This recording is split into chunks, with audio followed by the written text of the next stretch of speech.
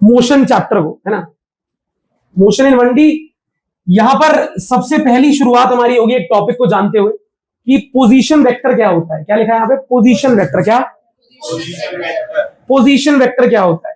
तो position vector क्या होता है? पोजीशन वेक्टर एक ऐसा वेक्टर होता है जो हमें एक पॉइंट की पोजीशन बताता है, जो एक पॉइंट की फॉर एग्जाम्पल यहां पर एक पॉइंट है 2, 5, 9, x coordinate, y coordinate, z coordinate, 2, 5, 9। तो इस पॉइंट की पोजीशन एक तो आप x, y, z बताकर दिखा सकते हो। आप कोई आपसे पूछे इस पॉइंट के बारे में बताओ, आप बोलोगे इस पॉइंट के कोऑर्डिनेट्स हैं 2, 5, 9। 10वीं कक्षा तक हमने दो ही कोऑर्डिनेट पढ़े थे, x और y। 11वीं में z भी आ जाता है। तो कभी कोई पूछेगा इस p पॉइंट की जानकारी दो, तो आप बोल सकते हो 2, 5, 9। लेकिन इस पॉइंट को बताने के लिए आप एक वेक्टर का प्रयोग भी कर सकते हैं, उसे कहते हैं पोजीशन वेक्टर। क्या कहते हैं? किसी पॉइंट की पोजीशन बताने वाला वेक्टर, उसे कहते हैं पोजीशन वेक्टर। पोजीशन वेक्टर भाई साहब जो है वो ओरिजिन से शुरू होते हैं और उस पॉइंट तक जाते हैं जिस पॉइंट की पोजीशन वो बता रहे हैं। तो P पॉइंट का पोजीशन वेक्टर ओरिजिन से शुरू होकर P पॉइंट तक जाएगा। इसका वेक्टर जो है इसका नाम होगा OP वेक्टर। क्या नाम होगा? O for origin, P for that P point. अब इस वेक्टर को लिखेंगे कैसे? जिस बच्चे ने वेक्टर चैप्टर यहां पढ़ा, स्कूल में पढ़ा, उसे पता है वेक्टर्स होते हैं आई कैप, जे कैप, के कैप में। सुना है आपने कभी भाई वेक्टर आई कैप, जे कैप, के कैप? नहीं सुना? कोई बात नहीं, इस चैप्टर में आगे इतना रोल भी नहीं है इसका, लेकिन इंट्रो में स्टार्टिंग इससे ही करना चाहता हूं कि जो इसके कोऑर्डिनेट है, जो इसके वही बन जाएंगे आई, जे, के साथ वाले भाई। एक्स कोऑर्डिनेट हो जाएगा और 5 के साथ लग जाएगा। तो ये जो वेक्टर मैंने लिखा है ये है P पॉइंट का पोजीशन वेक्टर। P पॉइंट का कितना आसान है, एक्स वाई जेड में आई जे के लगा दो, बन गया पोजीशन वेक्टर। और अगर एक्स वाई जेड में ये पोजीशन वेक्टर में से आई जे के हटा दो तो बन गया पॉइंट। तो पॉइंट से पोजीशन वेक्टर और पोजीशन वेक्टर से पॉइंट बनाना बड़ा। किसी ने कहा एक पॉइंट है ए, उसके कोऑर्डिनेट है 1, 2, -3। इस ए पॉइंट का पोजीशन वेक्टर क्या होगा? तो मैंने बोला इस ए पॉइंट का पोजीशन वेक्टर होगा ओ ए। क्या? और किसके इक्वल होगा? 1 आई कैप -3।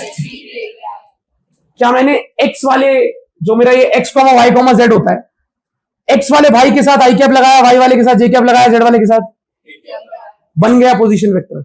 और जैसे ही मुझे आई जे के हटाऊंगा वापस से बन जाएगा पॉइंट। तो पॉइंट को बताने के तरीके हैं। बच्चा मुझसे कहता है भैया ये वेक्टर है, ये क्या है? वेक्टर नहीं है, ये एक पॉइंट है। ये एक पॉइंट की पोजीशन बताने वाला पोजीशन वेक्टर है। ये एक नॉर्मल जनरल वेक्टर नहीं है, ये हमें एक पॉइंट की जानकारी दे रहा है। ये वेक्टर बता रहा है कि ए पॉइंट कहां पर है। ए पॉइंट है 1, 2, -3, ये बता रहा है ये। तो पॉइंट को बताने के लिए वेक्टर का प्रयोग भी करते हैं और पॉइंट को बताने के लिए पॉइंट का प्रयोग भी करते हैं, कोऑर्डिनेट्स का। तो आपको ये बात क्लियर होनी चाहिए कि पोजीशन वेक्टर क्या होता है। क्या काम आएगा आगे? अरे न्यूमेरिकल्स में काम आता है आगे। इस चैप्टर में आगे बढ़ेंगे ना बहुत, तो न्यूमेरिकल्स आएंगे, वहां पे काम आता है। क्लियर है? श्योर? अच्छा, किसी ने मुझसे कहा कि इस बी पॉइंट और ए पॉइंट की पोजीशन बताओ। तो मैंने कहा यार ए पॉइंट जो है वो एक्स एक्सिस पे है। क्या है? किस किस ने बचपन में ये बात पढ़ी थी? बचपन में ये बात पढ़ी थी कि एक्स एक्सिस पे जो पॉइंट होता है उसके बाकी कोऑर्डिनेट 0 होते हैं। पता है? एक्स एक्सिस पे जो पॉइंट होते थे वो ऐसे होते थे ना, 1, 0, 2, 0, याद है? तो एक्स एक्सिस पे जो पॉइंट होते हैं उसके बाकी कोऑर्डिनेट्स क्या होते हैं? तो बालक किसी ने मुझसे कहा ए पॉइंट का पोजीशन वेक्टर बताओ। मैंने कहा पहले ए पॉइंट के कोऑर्डिनेट लिख देते हैं। ए पॉइंट है एक्स एक्सिस पर और -5 पर, तो ए पॉइंट के कोऑर्डिनेट होंगे -5, 0, क्योंकि जो पॉइंट एक्स एक्सिस पर लाई करता है उसका एक्स को छोड़कर सारे कोऑर्डिनेट क्या होते हैं? 0। सही है। बी पॉइंट के कोऑर्डिनेट क्या होंगे? 5, 0, क्योंकि ये एक्स एक्सिस पे लाई कर रहा है। यहां लिखा है एक्स एक्सिस, यहां लिखा है एक्स एक्सिस, एक्स एक्सिस पे लाई कर रहा है। 5.5 जहां पे 5 लिखा है वहां पर लाई कर रहा है। तो एक्स कोऑर्डिनेट 5 है, वाई कोऑर्डिनेट जेड कोऑर्डिनेट दोनों क्या होंगे? अब बताओ क्या तुम ए और बी का पोजीशन वेक्टर बना पाओगे? जरा ए का पोजीशन वेक्टर जिसका नाम होता है ओ ए, क्या होगा? भैया ने सिखाया था एक्स वाले के साथ आई कैप लगाना है, वाई वाले के साथ जे कैप, जेड वाले के साथ किक। तो वाई और जेड वाले तो है ही नहीं, जीरो है, तो बेचारा बच गया कौन? और ऐसे बी का पोजीशन वेक्टर निकाल लोगे, क्या आएगा?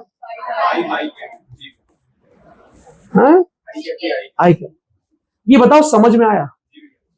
आप ये समझ पाए कि पोजीशन वेक्टर, एक पॉइंट के वेक्टर को पोजीशन वेक्टर कहते हैं। आप कोऑर्डिनेट्स में आई जे के लगाकर उसे एक वेक्टर बना देते हो, और फिर हम कहते हैं कि इस पॉइंट को बताने के दो तरीके, एक तरीका ये, एक तरीका ये। समझ रहे हो?